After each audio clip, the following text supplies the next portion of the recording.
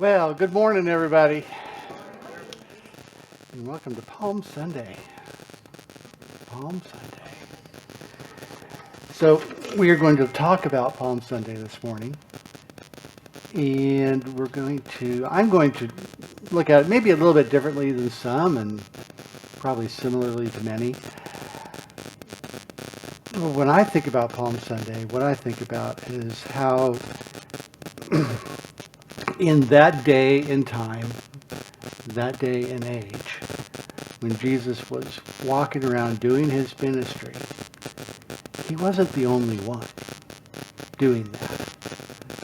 At that point in time in the history of that area, there were dozens, maybe 100 folks walking around claiming to be the Messiah. Stop and think about that. And he stood out. And what made him stand out? What made him different? He had a message and has left with us a message is that in many ways is a reset of the thinking of the time, the thinking of the age.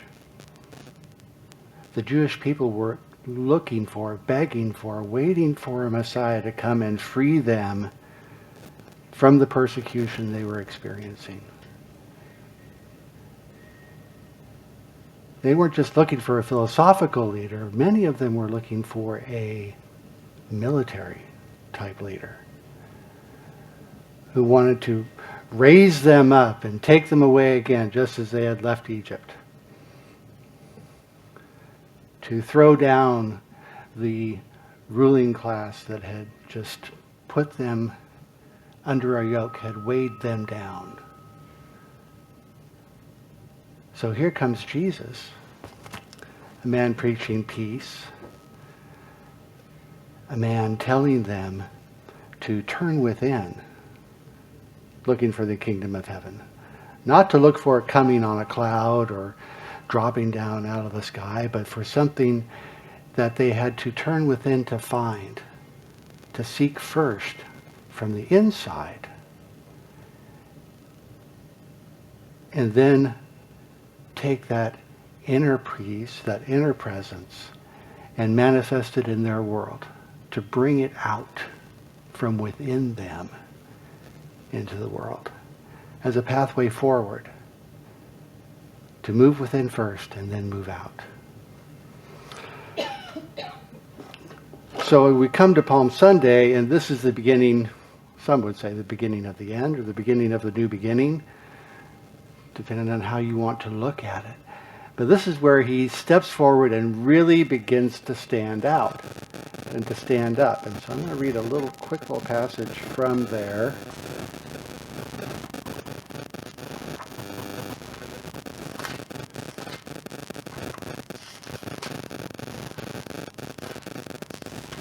And it is, there it is, Matthew 21. I didn't give you this, Joe.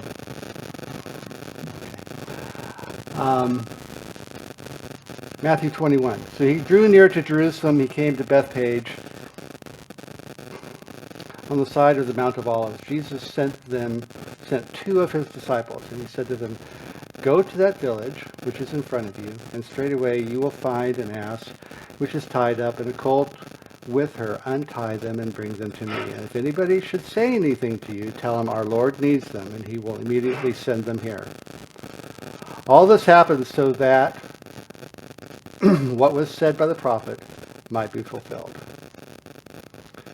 Tell the daughter of Zion, behold, your king is coming to you, meek and riding upon an ass, upon a colt, the foal of an ass. And the disciples went and did as they were told. As we go on down,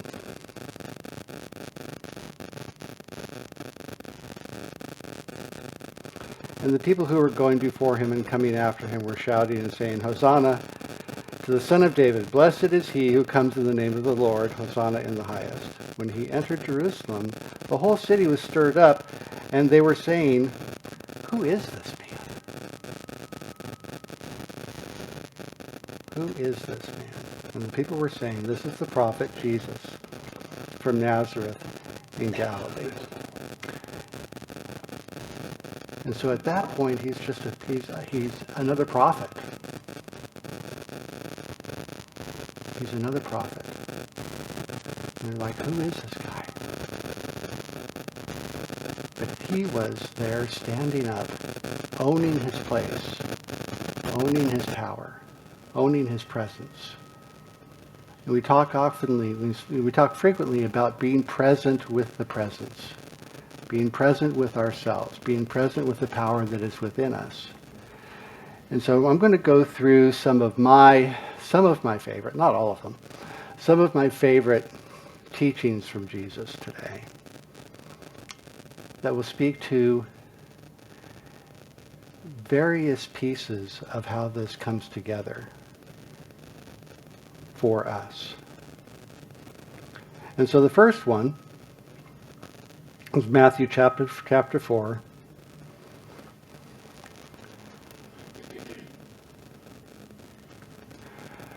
But lay up for yourselves a treasure in heaven, where neither rust nor moth destroys, and where thieves do not break through and steal. For where your treasure is, there is your heart. The eye is the lamp of the body. If therefore your eye is bright, your whole body is also lighted. So lay up for yourselves a treasure in heaven. And where did Jesus say heaven was? Within us. We seek first the kingdom of heaven within us. And what is our treasure? Our treasure is love, right? Peace, beauty, power, abundance, health, wholeness. Focus on these things. Affirm these things within us first. Focus inside of ourselves first. We fill the well, right? So that when we have that well filled, we can feed others, we can support others, love others in our world from that overflow of that. Right? We talk about self-care, about loving ourselves, and from that point going forward. And then he goes on to say, for where your treasure is, there is your heart. Right? And then the eye is the lamp of the body. Notice he didn't say eye, he didn't say your eyes. It is the eye. We focus on that single focus, right?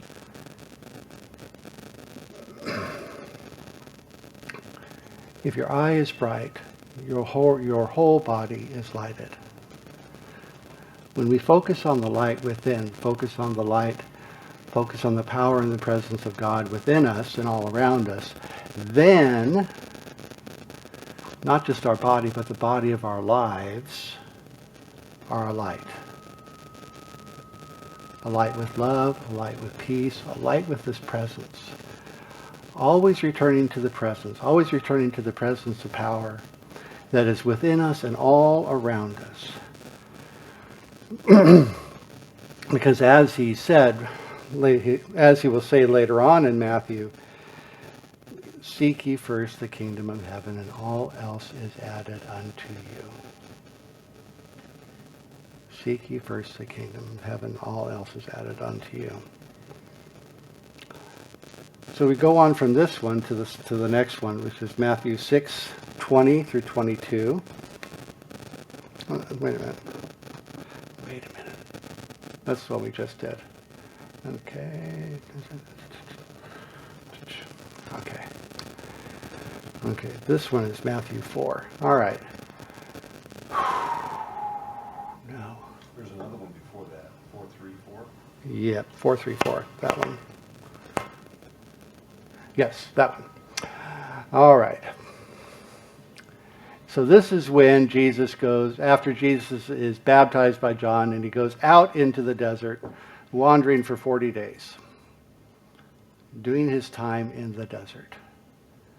And the tempter drew near to him and said, if you are the Son of God, command these stones to become bread. But he answered, saying, it is written that it is not by bread alone that man can live, but by every word which proceeds from the mouth of God.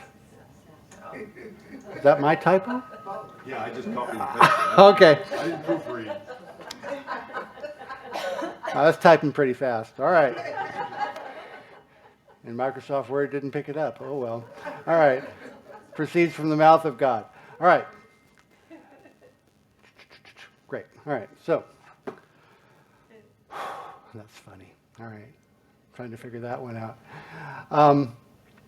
But he answered saying, oops, lost them all.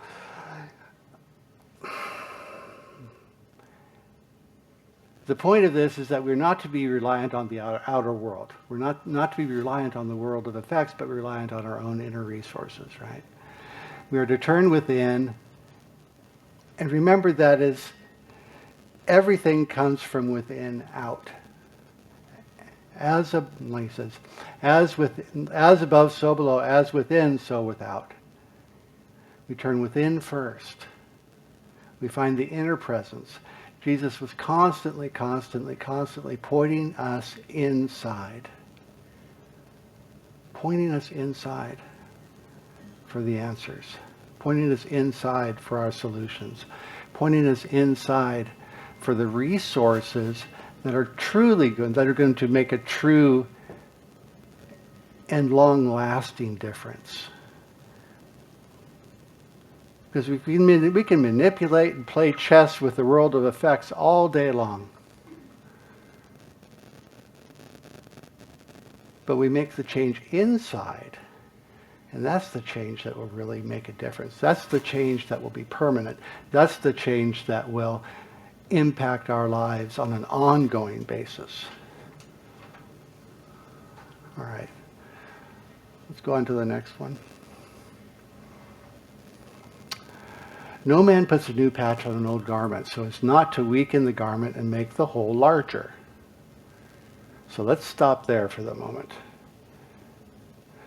This is like where we were just talking about moving the things around in the world of effects.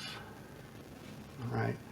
So we take new cloth, and I've done this. I can remember doing this with my mom when I was a kid.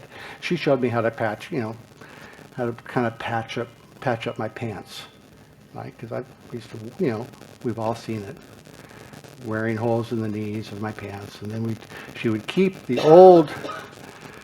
She wouldn't take the new cloth. She would take old cloth off of old pants, old Levi's, and use that to patch the knees.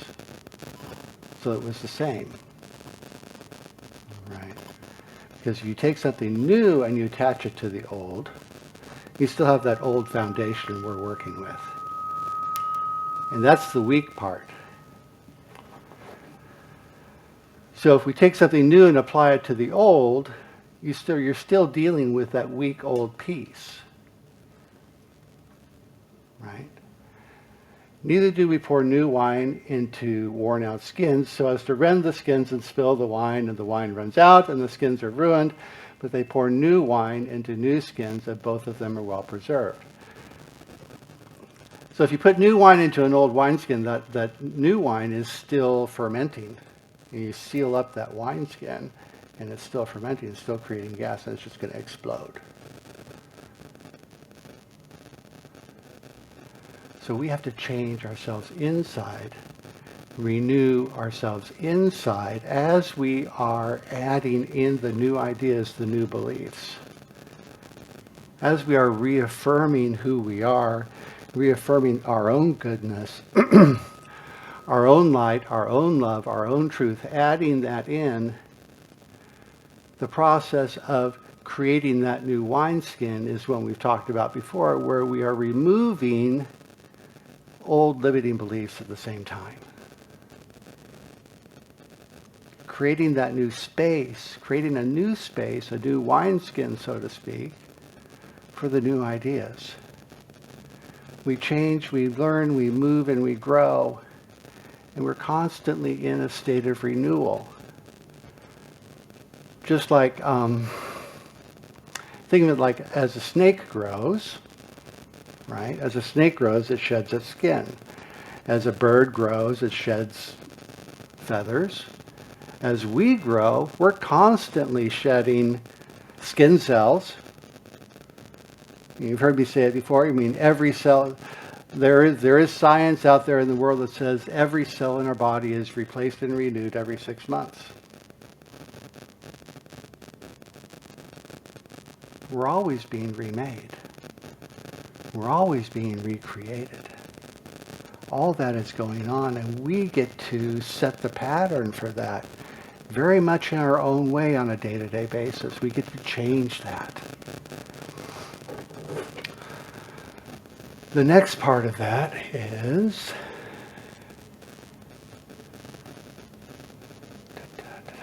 at that very hour, the disciples came to Jesus and said, "Who is the greatest in the kingdom of heaven?" So Jesus called a little child and made him stand up in the midst of them. You can just imagine them all sitting around, right? They're all sitting around the fire or sitting around the fireplace. And Jesus calls this little kid over and says, "Here, stand here." And he said, "Truly I say to you, unless you change and become like children, like little children, you shall not enter the kingdom of heaven." Excuse me. "Whoever therefore will humble himself like this little child shall be made great in the kingdom of heaven." So let's take this first part first. And he said, "Truly I say to you, unless you change and become like little children, you shall not enter the kingdom of heaven." What do you think he's talking about there? Becoming like little children. Becoming like little children. We're looking for a childlike approach to life. And what does that look like? That looks like being curious, being creative. It looks like waking up every day and being excited and saying, "What do I get to do today?" Or maybe it's like, "Dang it, I don't want to go to school." But some of us, when we were kids, got excited about going to school. I know I did. Some days, not every day. Because I got to be with my friends. I got to go out and celebrate life. I got to be curious. I got to learn stuff. I got to be creative. I got to do things. I got to go out and have adventures. And in the summertime, I got up and got on my bike with my friends, and we took off, and as long as we were home before the lights came on, we were good. Because we were out having adventure. We were going to the beach. We were running around the construction sites on our bikes, like our moms told us not to. I know, Mom, you're watching. It's okay.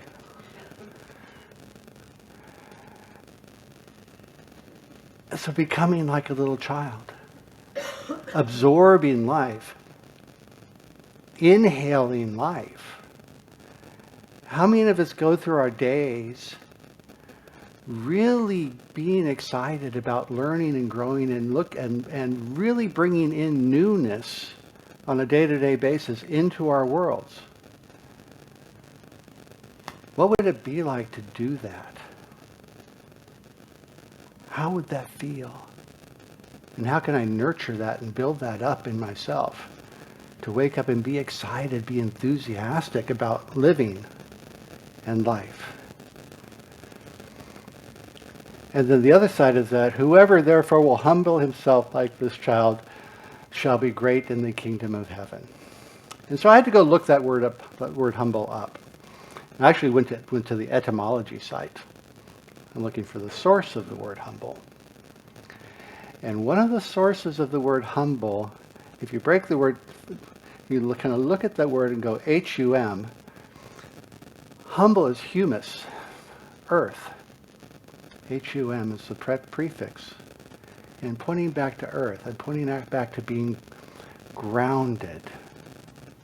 To be humble, in this case, I believe,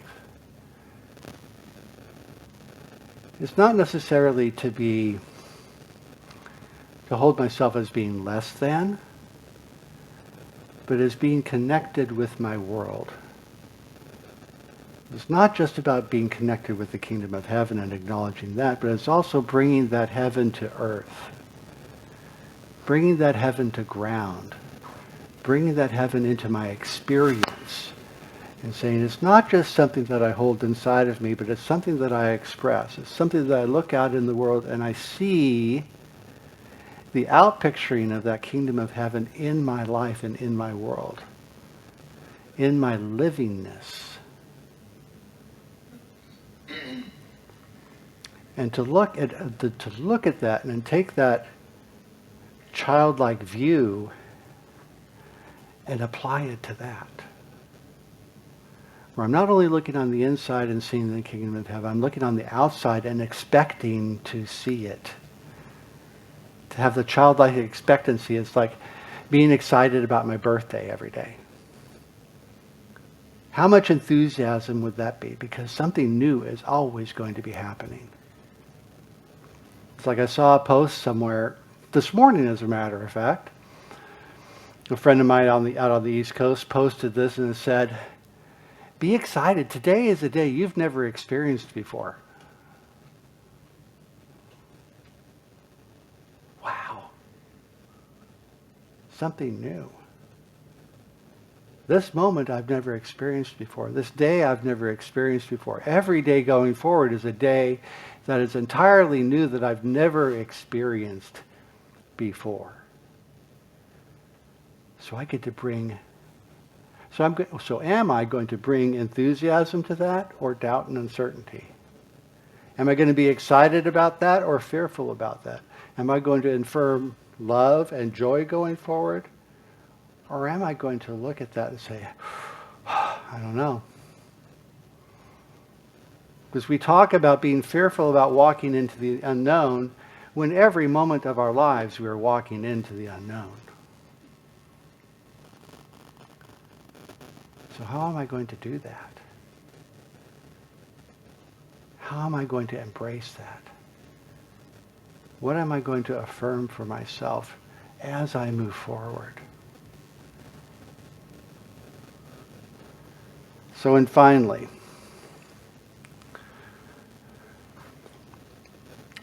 "Teacher, which is the greatest commandment in the law?"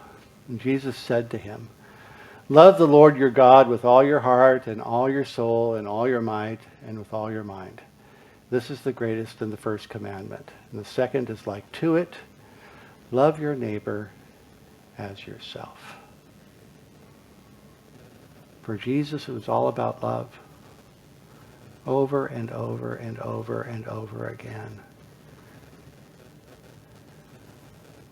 To love God, love each other, love yourself, turn within to the kingdom of heaven, the kingdom of love and light and truth. And it's all about love for him. And for each and every one of us. What are the opportunities we are going to take today to stand up and be present with this presence? To be present with the kingdom of heaven as it manifests itself in our world each and every day, because it is within us, waiting to be let out, waiting to be set free if we only just get out of the way enough. Just a little bit. Just takes a little bit. Like Jesus said, just takes a little of faith the size of a mustard seed. The smallest of seeds, but creates this huge, massive plant that is home to birds.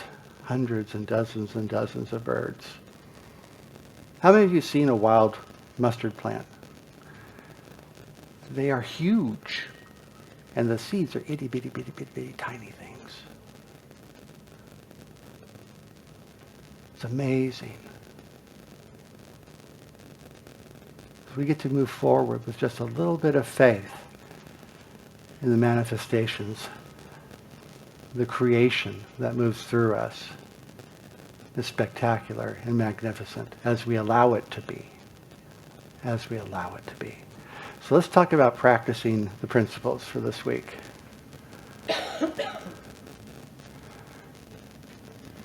Give attention to how you can look at old situations that no longer serve you in a new way. So are you trying to put new wine into an old skin, or are you going to try to put new wine into a new skin? Are we trying to look at it new, right? So new for new. And next, exercise your inner childlike energy. Let your inner child out to play and explore the world with you. That's pretty self-explanatory. And this is easy. Live, love, and be kind. Live, love, and be kind. So let's take this stuff into the week with us and see what happens when we allow things to be just a little bit new, when we allow ourselves to stand and be present with the presence. All right, let's turn within and seek first the kingdom of heaven.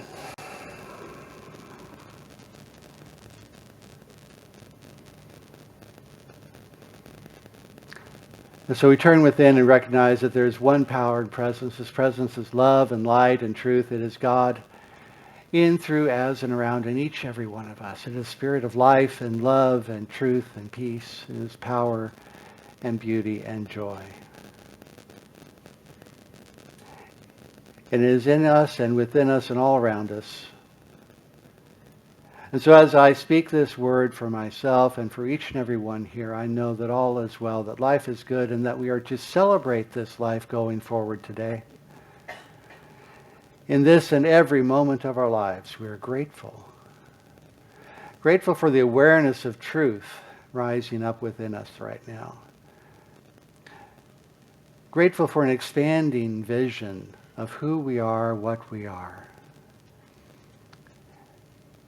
Grateful for this ministry, grateful for this church, grateful for this teaching that helps to lift us up and allows us the opportunity to not only live a more loving and joy-filled life ourselves, but to share that with others. To share our joy, to share love, to express and experience peace, and to walk in a presence and an awareness that wherever we are, God is. Guiding and directing each and every one of us in joy, in love, in peace and power, in health and wholeness, knowing that every good thing manifests itself in our lives, and we are grateful for that. And so we move forward into this day knowing that all is well, that life is good and very good for each and every one of us here, and for all those joining us in the electronic and digital space right now. We are grateful for each and every one of you as well.